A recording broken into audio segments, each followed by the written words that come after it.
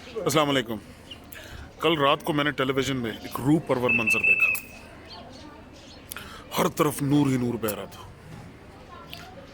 इस मुल्क का वज़ीर आज़म स्कूल में बसों की चाबियां बांट रहा था। हर तरफ नूर ही नूर था। लेकिन जब मैं उस वजद के आलम से निकला तो मेरा तो लांते भेजने का जी चाह रहा था। बैनर ऊपर लगाया हुआ है एजुकेशन प्रमोशन प्रोग्राम, और साहब बांट रहे हैं बसें। पता नहीं ये कोई पिछले जन्म में ठेकेदार थे, कोई ट्रांसपोर्टर थे, क्या थे।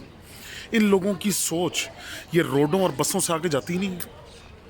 बजाय इसके कि उनको बेहतरीन उस्ताद दिए जाएं, बेहतरीन फर्नीचर दिया जाए क्लासरूम्स के अंदर, तालीम दी जाए बेहतरीन मेयार की, हैं जी, मेरिट को फ़रोग दिया जाए। ये समझते हैं बसें बांट के इनकी ड्यूटी ख़त्म हो गई। ये वाकई हमें गोबियाँ समझते हैं। इस जाहिल कौम, मुझे अक्सर ये बहस चलती है ना कि ये कौम जी बड़ी बेगैरत है, इसको अपनी इज़्ज़त नफ्स ख़त्म होगी। मैं नहीं मानता। आप किसी गरीब से जो है ना उसकी मर्ज़ी के बगैर उससे बात तो करके देखें, तबीयत आपकी साफ़ कर देगा। इस वजह से हम गैरतमंद कौम है, लेकिन हम लोगों का मसला तालीम का फुकदान है। तालीम ना होने की वजह से हमें जो हुक्मरान चीज़ें, जो फैसिलिटीज़ अपनी तरफ से जो देते हैं, हमें पता ही नहीं है कि उसमें हमें हमारा फ़ायदा है कि नुकसान है।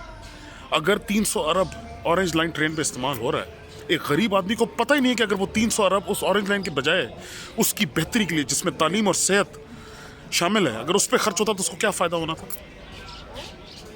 ये वाकई हमें गोबियाँ, हम तो हैं ही हैं, लेकिन ये चाहते हैं कि हम रहें गोबियाँ।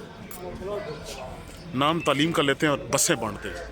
लानत भेजने का जी जाता है अपने ऊपर। अल्लाह ही माफ़ करे हमको।